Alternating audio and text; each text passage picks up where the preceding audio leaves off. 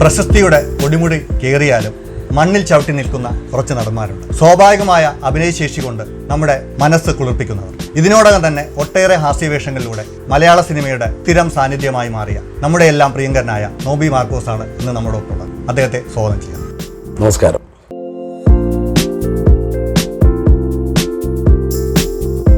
Corona കാലമായിരുന്നു, നമ്മളെല്ലാവരും ലോക്ക്ഡൗണിലായിരുന്നു. എങ്ങനെയായിരുന്നു ഈ ഒരു ഒഴിവ് ദിവസങ്ങൾ? ആസ്വദിച്ചോ? എന്താ പലപ്പോഴും നമ്മളല്ലേ ഡെയിലി ഇങ്ങനെ ഷൂട്ടും കാര്യങ്ങളുമായിട്ടൊക്കെ ഇങ്ങനെ പോണ ടൈമാണ്. ഇനിയിപ്പോൾ എന്ന് പറഞ്ഞു കഴിഞ്ഞാൽ ഇനിയിപ്പോൾ വെക്കേഷൻ കഴിഞ്ഞു, ഇനിയിപ്പോൾ ഷൂട്ട് സ്റ്റാർട്ട് ചെയ്യാൻ തുടങ്ങുന്നതേ ഉള്ളൂ. എല്ലാം ഒരുപാട് ഷോസും വിദേശ ട്രിപ്പും TV പ്രോഗ്രാംസൊക്കെ കുറേ കമ്മിറ്റ് ചെയ്തായിരുന്നു. സ്റ്റേജ് ഷോസൊക്കെ എല്ലാം ലോക്ക്ഡൗൺ ടൈമായപ്പോൾ ക്യാൻസലായി. അത് ഇനിയിപ്പോൾ എല്ലാം ഒന്നേന്ന് നമ്മൾ റെഡിയാക്കണം. ഇപ്പോൾ 2 കാലഘട്ടം പോലെയല്ലോ, ഒന്ന് കോവിഡിന് ശേഷവും കോവിഡിന് മുമ്പും. അതെ.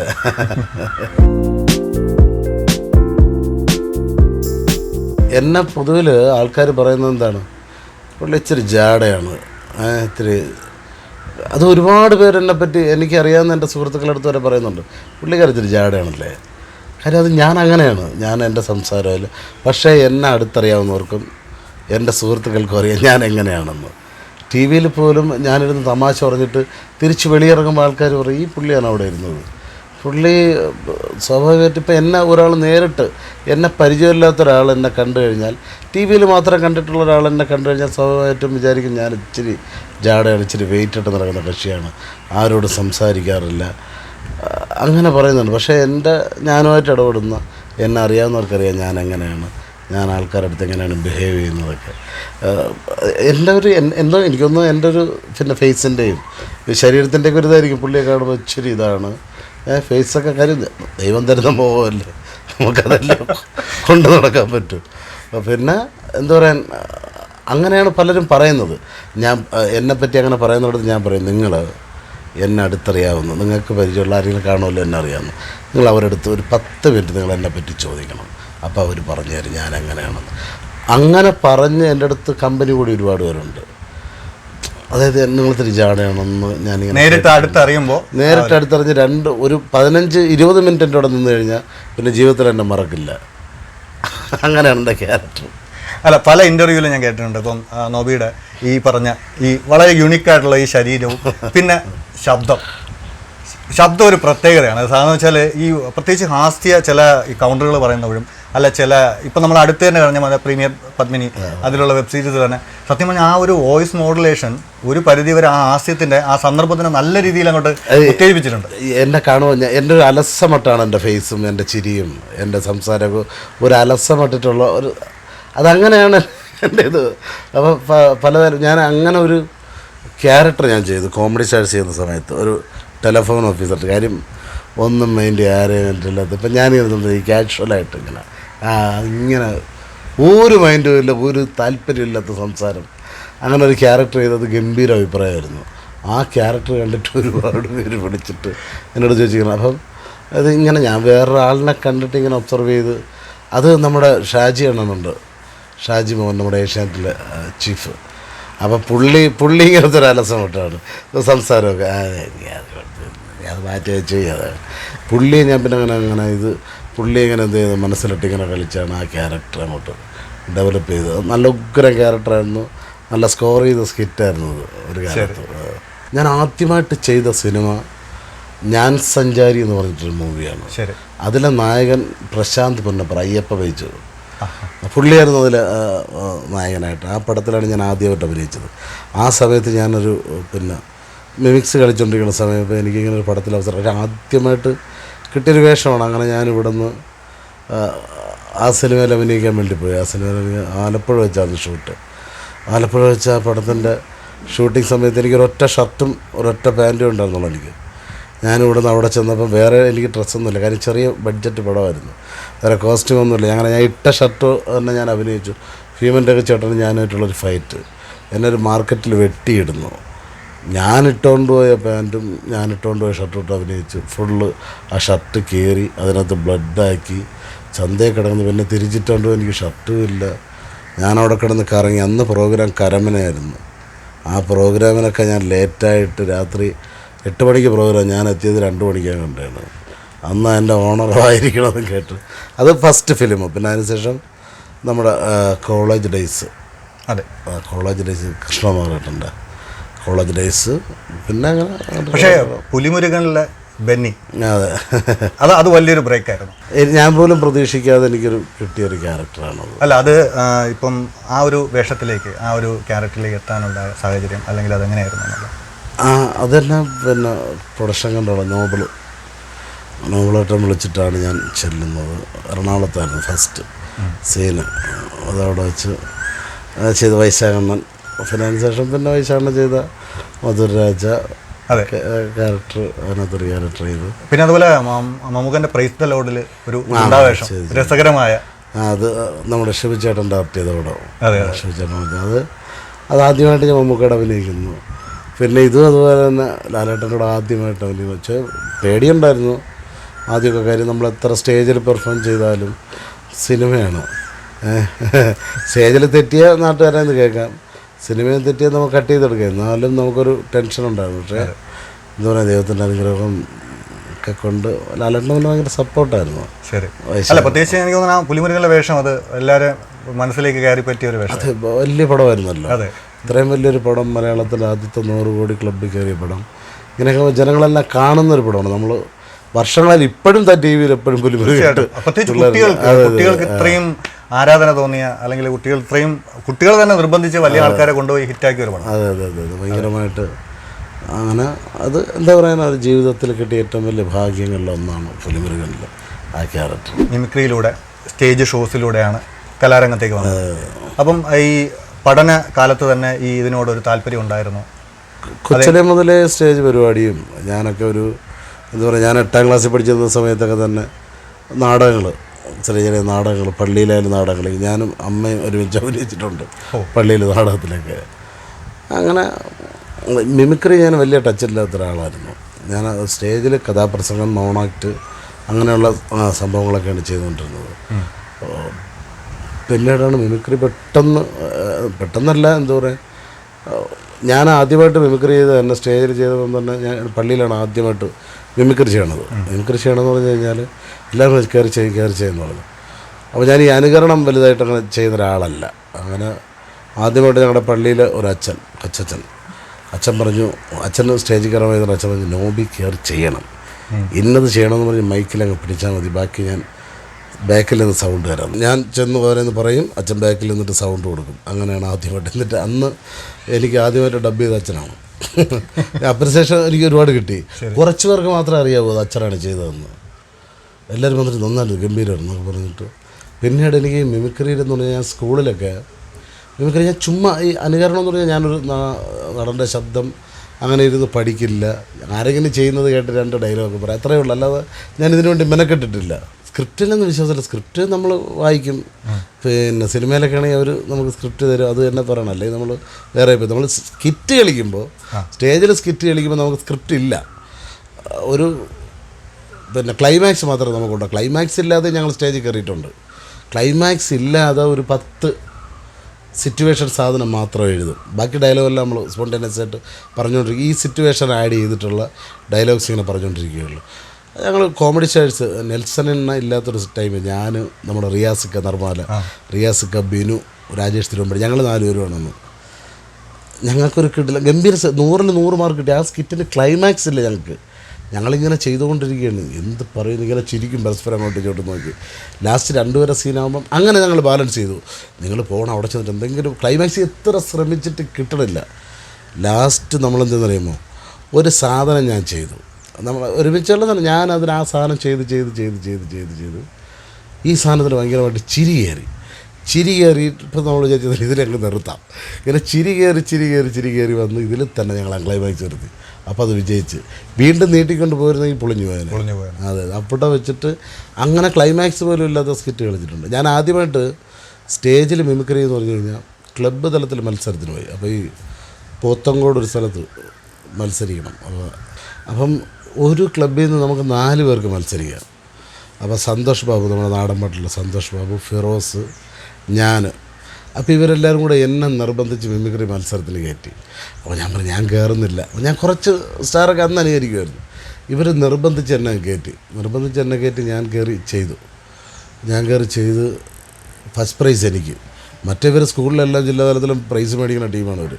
ഫസ്റ്റ് എനിക്ക് കിട്ടിയപ്പോൾ ഞാനിപ്പോൾ ഒരു അന്തം വിട്ടു, എനിക്കാണ് ഫസ്റ്റ്. അന്ന് വൈകുന്നേരം സമ്മാനദാന ചടങ്ങ് കഴിഞ്ഞാൽ അവിടെ ഒരു ട്രൂപ്പിൻ്റെ മിമിക്സ് പരേഡാണ് അന്നത്തെ വലിയൊരു ടീമിൻ്റെ. അതിൽ ഒരുപാട് ആർട്ടിസ്റ്റുകളുണ്ടായിരുന്നു. ആർട്ടിസ്റ്റുകൾ അറിയാലോ, സ്റ്റേജിൻ്റെ ബാക്കിൽ മിമിക്രി ആർട്ടിസ്റ്റുകൾ, അവരെ കാണാൻ പോയി നിൽക്കുന്നു. ആ സമയത്ത് അന്ന് അവരുടെ പ്രോഗ്രാം. അപ്പോൾ ഈ പ്രൈസ് മേടിച്ച് മിമിക്രിക്ക് ഫസ്റ്റ് കിട്ടിയ ആൾ പെർഫോം ചെയ്യണമെന്ന് പറഞ്ഞു. എൻ്റെ അടുത്ത് വരും. ഞാൻ ചെയ്യില്ല, ചെയ്യണം, മിമിക്രി ഫസ്റ്റ് ഞാൻ ചെയ്യില്ലെന്ന് പറഞ്ഞു. അപ്പോൾ അന്ന് നമ്മുടെ ഫിറോസ് പറഞ്ഞു, ഞാൻ ചെയ്യട്ടെ, മിമിക്രി ചെയ്യട്ടെ എന്ന് വെച്ചു. ഞാൻ നീ ചെയ്യണം, എനിക്ക് ഞാൻ ചെയ്യുന്നു. അങ്ങനെ ഫിറോസ് കയറി അവൻ്റെ പെർഫോമൻസ് ചെയ്തു. അന്ന് സ്റ്റേജിൻ്റെ ബാക്കിലായിരുന്നു. അപ്പോൾ അന്ന് പ്രൊഫഷണൽ ആർട്ടിസ്റ്റുകളെല്ലാവരും ബാക്കിൽ നിൽക്കുന്നുണ്ട്. നമ്മളപ്പോൾ അന്ന് മിമിക്രിക്കാരെ കാണാൻ ഒരു ആഗ്രഹമൊക്കെ കൊണ്ട് ചെന്നൊക്കെ നിന്നു. ആരും ഒന്ന് ഫെമിലിയർ അല്ല, പക്ഷേ മിമിക്രി ആർട്ടിസ്റ്റ് എന്ന് പറയുമ്പോൾ നമുക്കൊരു കാണാൻ ഒരു ആഗ്രഹം ഉണ്ടല്ലോ. അങ്ങനെ അവരെല്ലാവരും എൻ്റെ കൂടെ പരിപാടി കളിച്ചിട്ടുണ്ട്. പിന്നെ അതിനുശേഷം അന്ന് ആ ട്രൂപ്പിൽ ആരൊക്കെ കളിച്ചിട്ടുണ്ട് അവരെല്ലാവരും എൻ്റെ കൂടെ പിന്നീട് പ്രൊഫഷണലായിട്ട് കളിച്ചിട്ടുണ്ട്. ഇപ്പോഴും സഹകരിക്കുന്നവരുണ്ട്. അപ്പോൾ ഈ സ്റ്റേജ് ഷോസ് ഒക്കെ കഴിഞ്ഞിട്ടാണല്ലോ നമ്മൾ ഇതുപോലെ കോമഡി സ്റ്റാർസ്, ഇതുപോലുള്ള സ്റ്റാർ മാജിക്, അതുപോലെയുള്ള ഒരുപാട് TV പ്രോഗ്രാംസ്. അപ്പോൾ അതിലേക്ക് എനിക്ക് തോന്നുന്നു കിട്ടിയ TV പ്രോഗ്രാം ഏതായിരുന്നു? ചെറിയ പ്രോഗ്രാംസ് ഒരുപാട് ചെയ്തിട്ടുണ്ട്. ഞാൻ സന്മനസ്സുള്ള ഒരു സമാധാന സീരിയലിലൊക്കെ ഒരുപാട് ക്യാരക്ടർ ചെയ്തിട്ടുണ്ട്, ചെറിയ കുഞ്ഞു ക്യാരക്ടറുകൾ. അപ്പോൾ അന്ന് ബെഞ്ചിൽ തന്നെയായിരുന്നു ഡയറക്ടർ ശശികുമാർ സാർ. അതിനകത്തൊക്കെ കുഞ്ഞു ക്യാരക്ടറുകൾ. പിന്നെ ഈ ഏഷ്യാനെറ്റ് പ്ലസ്സിൽ കുറേ കുഞ്ഞു പരിപാടി, അമൃതയിൽ കുറേ പരിപാടി, സൂര്യ TVയിൽ കുഞ്ഞു പരിപാടി. പിന്നെ ഏഷ്യാനെറ്റ് പ്ലസ്സിൽ സ്മൈൽ പ്ലീസ് എന്ന് പറഞ്ഞ് പിന്നെ സിംഗിൾ പെർഫോമൻസ് ചെയ്ത സമയം അതിനകത്ത് എനിക്ക് പിന്നെ സെക്കൻഡ് പ്രൈസോ തേർഡ് പ്രൈസോ ഉണ്ട് അന്ന് എനിക്ക് കിട്ടിയിട്ടുണ്ടായിരുന്നു. പിന്നെ അതിനുശേഷം കോമഡി സ്റ്റാർസിൽ തന്നെ ആദ്യം സെലക്ഷനൊന്നും കിട്ടിയില്ലായിരുന്നു ഞങ്ങളുടെ ടീമിന്. ഞങ്ങളുടെ ടീമിൽ നിന്ന് ആദ്യം ഞാനും അരുണും പിന്നെ 2 പേരുമായിട്ട് പോയി ഇൻ്റർവ്യൂ ഒക്കെ ചെയ്തു. പക്ഷേ ഞങ്ങൾക്ക് സെലക്ഷൻ കിട്ടിയില്ല. ഞങ്ങൾ തിരിച്ചു വന്നു. പിന്നീടാണ് അതിൻ്റെ ഡയറക്ടർ നേരിട്ട് വിളിച്ചിട്ട് ഒരു ടീം സെറ്റ് ചെയ്ത് അങ്ങനെ സ്കിറ്റ് ചെയ്തു. ആദ്യമായിട്ട് ജീവിത സാഹചര്യമാണ് ഒത്തുവെച്ചൊരു കലാകാരനെ വാർത്തെടുക്കുന്നത്. അപ്പം ചെറുപ്പത്തിലെല്ലാം ഞാൻ വായിച്ചിട്ടുണ്ട്, ഒരുപാട് സ്ട്രഗിൾ ചെയ്തിട്ടുണ്ട്. പല ഇൻ്റർവ്യൂവിലും പറഞ്ഞിട്ടുണ്ട് ആദ്യം കിട്ടിയ ശമ്പളം 25 രൂപയോ എന്തോ അങ്ങനെയാണ് പറഞ്ഞിട്ടുണ്ട്. അപ്പം ഇതിൽ നിന്നൊക്കെ ആ ഒരു നല്ലൊരു കലാകാരനാവണം അല്ലെങ്കിൽ ഒരു പ്രശസ്തനാവണം എന്ന നിലയ്ക്ക് ഒരുപാട് റിഹേഴ്സൽ അല്ലെങ്കിൽ ഒരു സ്വയം ഇതിലേക്ക് അർപ്പിച്ചുകൊണ്ടുള്ള ആ ഒരു പ്രയത്നം, അതിനെപ്പറ്റിയൊക്കെ ഒന്ന് പറയാം. ഞാൻ പറയുന്നത്, ഞാൻ ഈ പ്രൊഫഷണലായിട്ട് മിമിക്രി തുടങ്ങിയത് തന്നെ ഞാൻ പ്രൊഫഷണൽ നാടകം കളിച്ചിട്ടുണ്ട്. സംഘം നാടകം എഴുതി എന്ന് പറഞ്ഞു പ്രൊഫഷണലായിട്ട് നാടകം കളിച്ചു. പക്ഷേ അതൊന്നും അങ്ങോട്ട് മുന്നോട്ട് പോയില്ല. പിന്നെ ഇവിടെ ഇഷ്ടംപോലെ നാടക സമിതി കാര്യങ്ങളൊക്കെ ഉണ്ടായിരുന്നു. പിന്നെ ഞാൻ ഇടയ്ക്ക് വിചാരിച്ചായിരുന്നു നാടകത്തിലോട്ടൊന്ന് ചേക്കേറിയാൽ കൊള്ളാം, അങ്ങനെ ഒരു ഇതിലൊക്കെ ഉണ്ടായിരുന്നു എനിക്ക്. പിന്നെ പപ്പ ഹാർമോണിസ്റ്റാണ്. അപ്പോൾ പപ്പ ഈ ഈ കാക്കാരിശി നാടകം, ഭക്തിഗാനസുധ, പണ്ട് കഥാപ്രസംഗമായിരുന്നു. പിന്നെ അതൊക്കെ മാനേജർ ഇങ്ങനെ ഇതിനൊക്കെ പോകുമായിരുന്നു. ഞാനും പപ്പ എല്ലാ സമയത്ത് ഞാൻ ഹാർമോണിയം വായിക്കാൻ അവർക്ക് വേണ്ടി പോകുമായിരുന്നു. വിൽക്കലാമളയ്ക്കൊക്കെ ഞാൻ ഹാർമോണിയം വായിക്കാൻ പോകുമായിരുന്നു.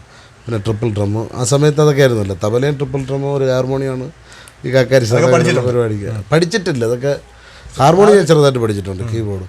ആദ്യമൊക്കെ പള്ളി കൊയറിനൊക്കെ വായിക്കുമായിരുന്നു. ഇപ്പം പിന്നെ അങ്ങോട്ട് കൈ ഓടുന്നില്ല, ടച്ചൊക്കെ വിട്ട്. പിന്നെയാണ് ഞാൻ പ്രൊഫഷണൽ മിമിക്രിയിലേക്ക് അതൊരു തൊഴിലാക്കി കയറിയതാണ്.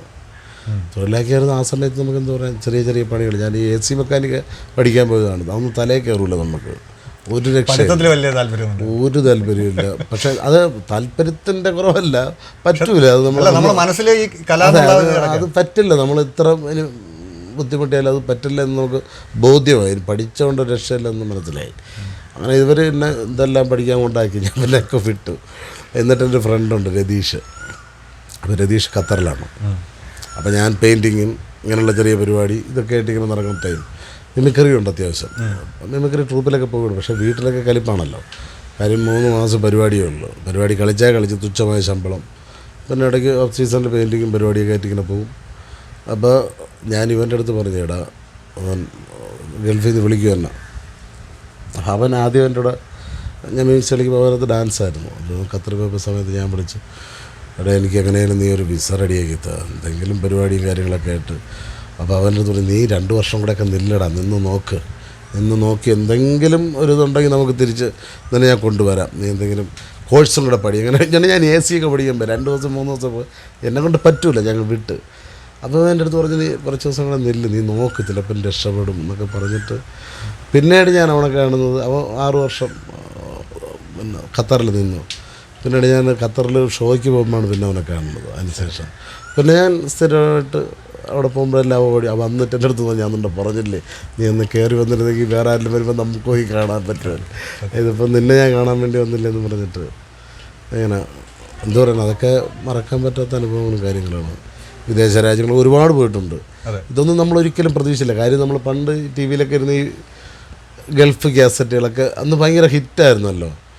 ഈ വിദേശ പരിപാടിയും മറ്റേ കൊച്ചിൻ ഗിന്നസും കലാഭവൻ്റെ വേൾഡ് ടൂർ അതൊക്കെ കാണുമ്പോൾ നമുക്ക് ഭയങ്കര അതിശയമായിരുന്നു.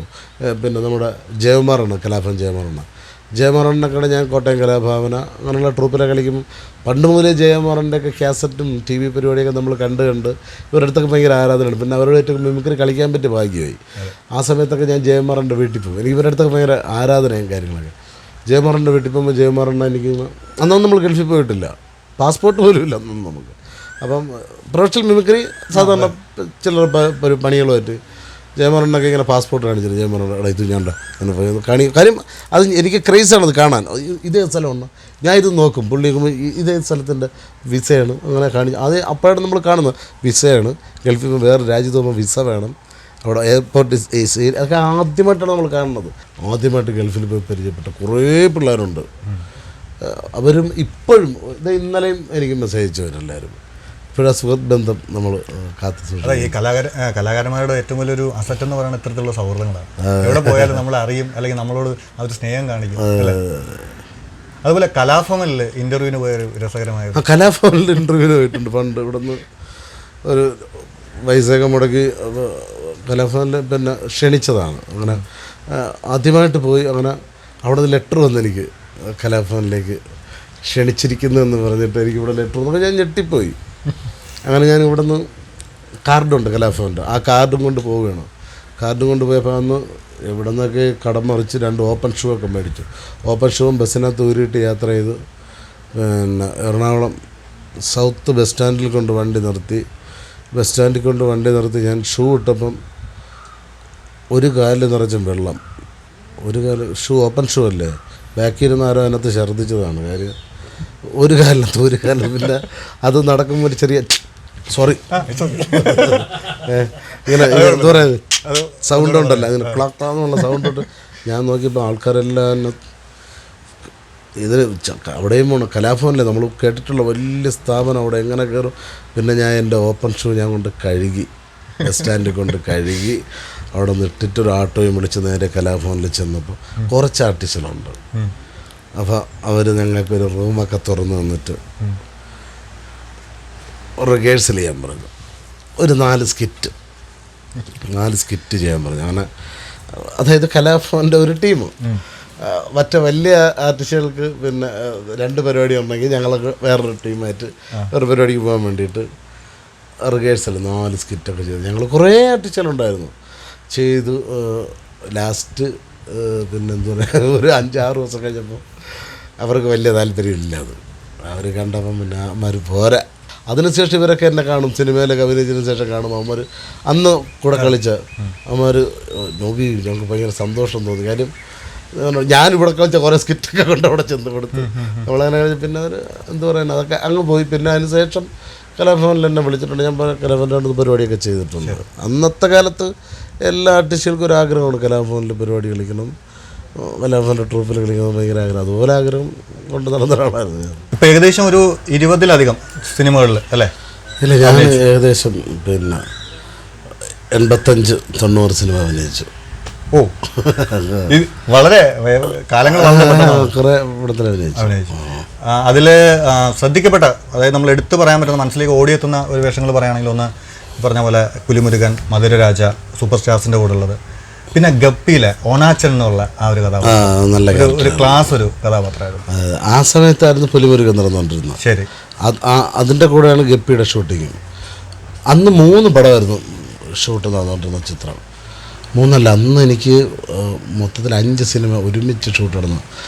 ഒന്ന് പുലിമുരുകൻ, അതായത് പുലിമുരുകൻ തീർന്നതിനെ പക്ഷെ ഒരുപാട് പ്രശ്നങ്ങളുണ്ടായി. സെറ്റിട്ട സ്ഥലത്ത് വെള്ളപ്പൊക്കം അങ്ങനെയുള്ള വിഷയമൊക്കെ വന്നു. അങ്ങനെ കുറേ നീണ്ടുപോയി. വലിയ പടമല്ല, ഒരുപാട് ക്യാരക്ടേഴ്സുള്ള പടമാണ്. അപ്പോൾ അതിനകത്ത് ഓരോരുത്തരുടെ ഡേറ്റിൻ്റെ ഇഷ്യൂ ഒക്കെ വന്നിട്ട് പടം ഇച്ചിരി നീണ്ടുപോയി പുലിമുരുകൻ. പിന്നെ അതിൻ്റെ കൂടെ ചെയ്തുകൊണ്ടിരുന്ന സിനിമ നാമെന്നും പറഞ്ഞൊരു സിനിമ, ഒരു ക്യാമ്പസ് നല്ലൊരു സിനിമയായിരുന്നു, നല്ലൊരു ക്യാരക്ടറായിരുന്നു എനിക്ക്. പക്ഷേ പടം ഒരുപാട് അങ്ങ് ശ്രദ്ധിക്കപ്പെട്ടില്ല. അതിനകത്ത് ത്രൂ ഔട്ട് ക്യാരക്ടറായിരുന്നു നാമിൽ. അപ്പോൾ അതും കുറേ ദിവസം ഉണ്ടായിരുന്നു. അപ്പോൾ ഈ ഒരു ഡേറ്റിൻ്റെ ചെറിയ പ്രശ്നങ്ങളൊക്കെ ഉണ്ടായിരുന്നു. ആ ടൈമിലായിരുന്നു ഗപ്പി എന്ന് പറയുന്നത് നമ്മുടെ മാർത്താണ്ഡത്തൊരു ബീച്ച് ഏരിയയിലാണ് അവിടെയായിരുന്നു പിന്നെ ഗപ്പിയുടെ ഷൂട്ടിങ്. അപ്പം ഈ പുലിമുരുകൻ നടക്കുന്നത് കോതമംഗലം, അവിടെ നിന്ന് നാം സിനിമ നടക്കുന്നത് നമ്മുടെ കാഞ്ഞിരപ്പള്ളി ആ ഏരിയയിലാണ്. അവിടെയും പിന്നെ ഈ പടം കൂടെ അങ്ങനെ ഒരുമിച്ചായിരുന്നു.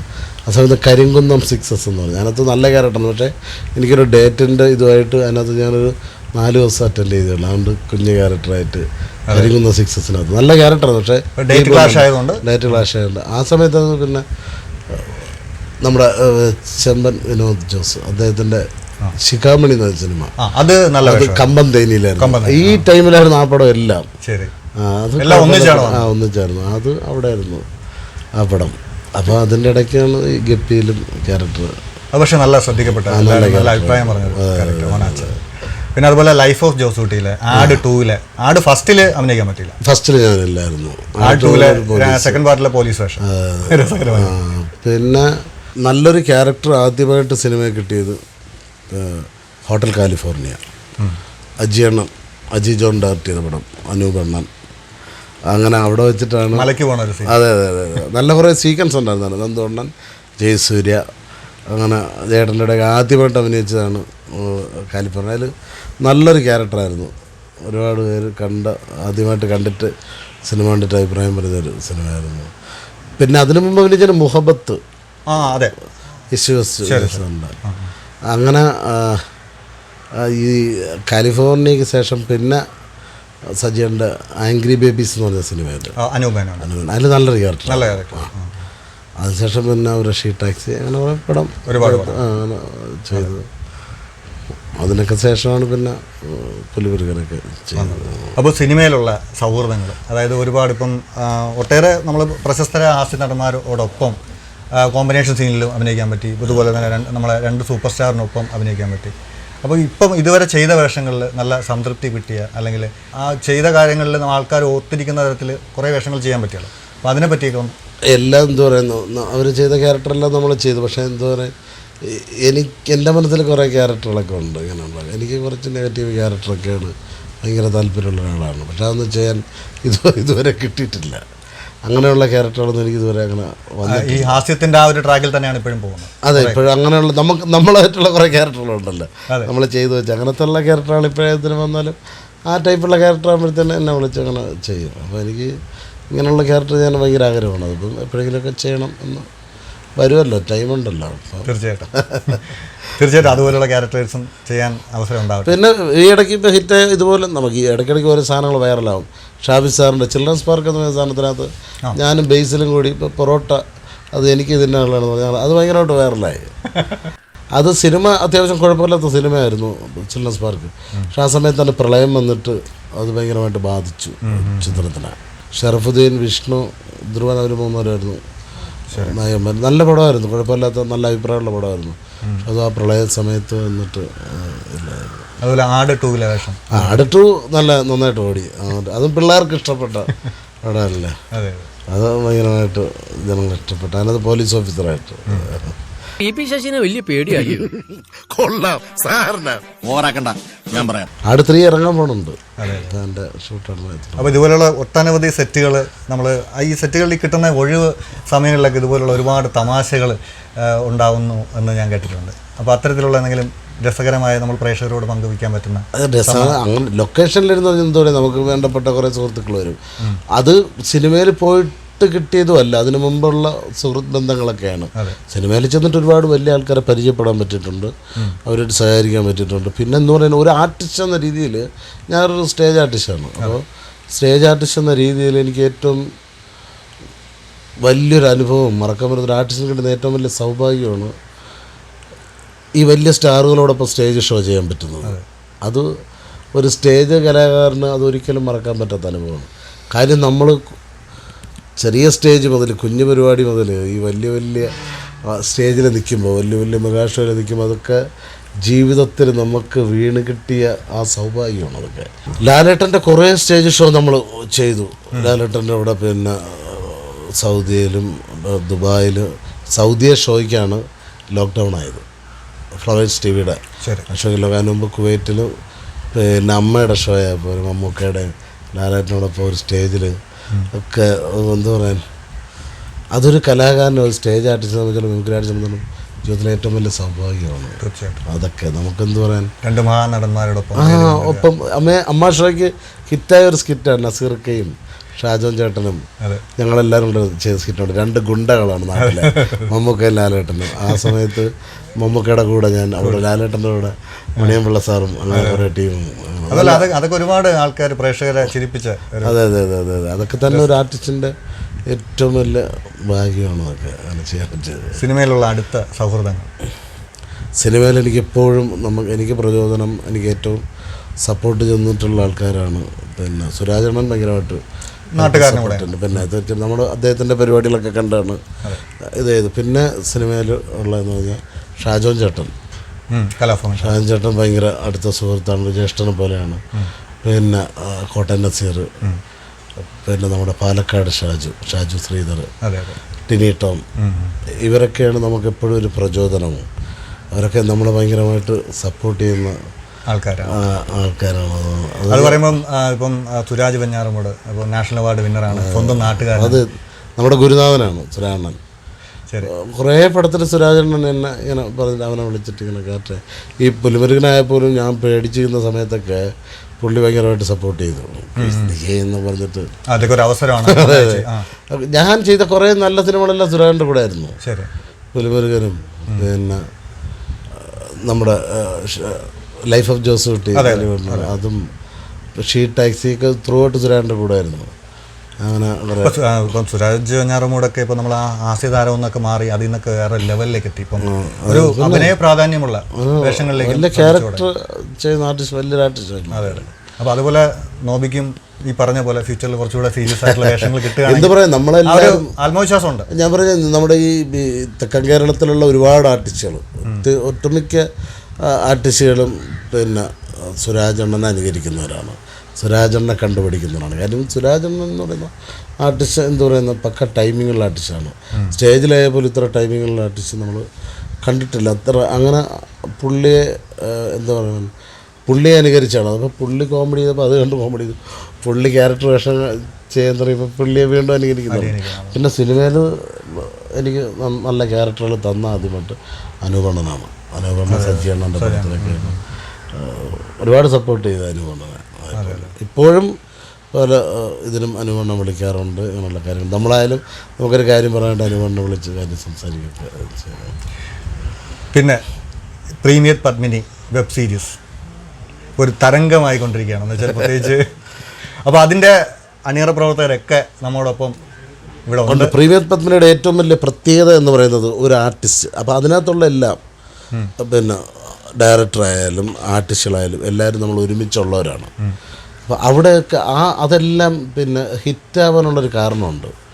സ്ക്രിപ്റ്റ് റൈറ്റർ ആയാൽ പോലും എല്ലാം നമ്മൾ ഒരുമിച്ച് പ്രോഗ്രാം ചെയ്തിട്ടുണ്ട്. അപ്പം ഓരോരുത്തരുടെ പൾസ് അറിയാം, ഒരാൾക്കറിയാം, ഡയറക്ടറിനും അറിയാം, സ്ക്രിപ്റ്റ് റൈറ്ററിനും അറിയാം, അഭിനയിക്കുന്നവർക്കറിയാം ഓരോരുത്തരുടെ പൾസ്. അങ്ങനെ ഓരോരുത്തരുടെ പൾസിനനുസരിച്ചാണ് സ്ക്രിപ്റ്റ് വളർത്തുന്നത്. അതും സ്ക്രിപ്റ്റല്ല, ജസ്റ്റ് ഒരു ഓൺലൈൻ ഇങ്ങനെ എഴുതും, അത് വെച്ചിട്ടാണ് പിന്നെ ഒരു കസറുന്നത്. അതുകൊണ്ടാണ് ആ സാധനം അത്ര ഭംഗിയാവുന്നത്. കാര്യം നമ്മളെ പഠിപ്പിക്കാൻ അവിടെ ആരുമില്ല. നമ്മളെ കാര്യം ഇത് അണ്ണൻ്റെ ക്യാരക്ടർ, ഇത് അങ്ങ് വിട്ടു തന്നു. അതുകൊണ്ടാണ് അത് അത്ര ഭംഗിയാവണതും അത്ര സിമ്പിളാവണതും. എല്ലാവരും റിയലിസ്റ്റിക് ആയിട്ട് നാച്ചുറലായിട്ട് ചെയ്യണം. അതുകൊണ്ടാണ് അതിൻ്റെ അണിയറ ആരെയും ടെൻഷൻ അടിക്കേണ്ടത്. നമുക്ക് ആരെയും കൊണ്ടൊരു ടെൻഷനില്ല. സിമ്പിളായിട്ട് ക്യാമറ വയ്ക്കുന്നു, ക്യാമറ ഉണ്ടെന്ന് പോലും നമുക്ക് അവിടെ അറിയാൻ വയ്യ. നമ്മൾ അഭിനയിക്കുന്നു, പിന്നെ ഇത് എഡിറ്റ് ചെയ്ത് തരും, ഷൂട്ടായിരുന്നു, അങ്ങനെ ഒരു ചിന്ത നമുക്ക് വരണത്. അത്ര ഫ്രീ ആയിട്ട് അഭിനയിക്കുന്നതാണ് ആ സാധനം ജനങ്ങൾക്ക് ഇഷ്ടപ്പെടുന്നത്.